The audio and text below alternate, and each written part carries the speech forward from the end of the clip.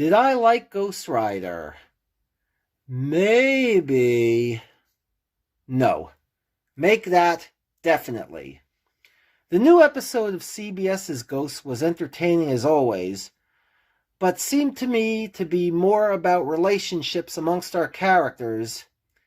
Some ongoing, some evolved, and there's a new one or two. Now, if you don't want spoilers, leave now and come back after you watch the episode. You will not be disappointed. As I alluded to in other videos, there's a lot of callbacks in Ghostwriter, and they prove that there was rhyme and reason to the set of reruns that we got.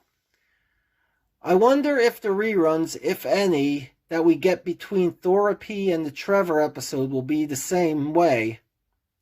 Anyway, here Sam refers to her mom and even agrees that she should have been a lawyer like she always says. It's interesting because you'd think she'd be more at peace after the episode Sam's Mom and after meeting her mother's ghost. Then again, she feels comfort at the end of that episode when Hetty is being, well, a doting mom. So maybe it's something she just accepts. On the other hand, Sam could have just been second-guessing herself because she was having trouble with the B&B's website. And like I said, we finally have a definite answer to Jay's question from Flower's article about what happens when a ghost tries to remove their clothes. Speaking of Flower's article, that made sense because we learn more about Flower in this episode, including her acknowledging having brothers. And, well, Sass had an important storyline in that one too. And in this episode, in the new episode, he actually calls forward to Ghostwriter back in the Halloween episode when he joked about being Mike the accountant. You know, storyteller, it's a gift. And about that, yes, Sass being poised to become the new storyteller in his tribe is the big part of this episode, for many reasons. He helps Sam, not only trying to come up with the B&B's website, but also by helping her find her confidence to do so. But in a surprise, we also found out that he did not get to fulfill his destiny since he died before giving his first story. We don't see or hear how, though. And honestly, knowing that there would be flashbacks involving Sass, I was half expecting it to do with colonists. But given that Sass freely joked about that with Sam in this episode, I'm thinking maybe not. Then again, Sass is known for using humor for many purposes.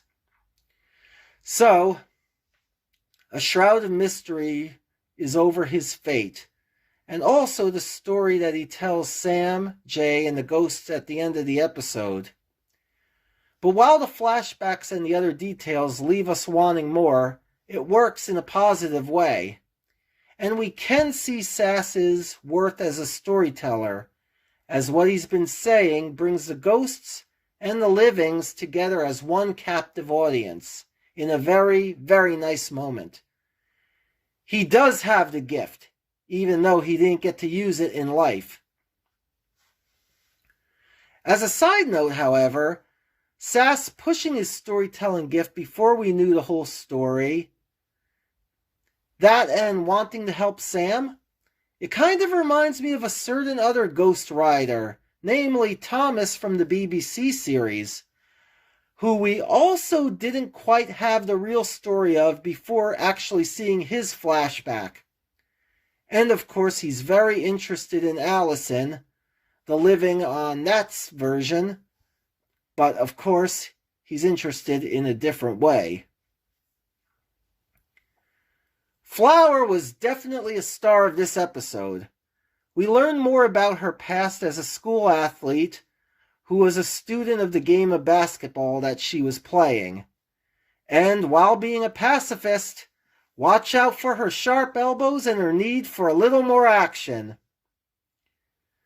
Her and Pete forming a friendship was really nice. Pete does seem to have a connection with many of the female ghosts, doesn't he? There's Nancy, there's Alberta, and now Flower. And I can't decide which pairing I would want more now. The evolution of Hetty is continuing too. As a few things aside, she just might be a feminist.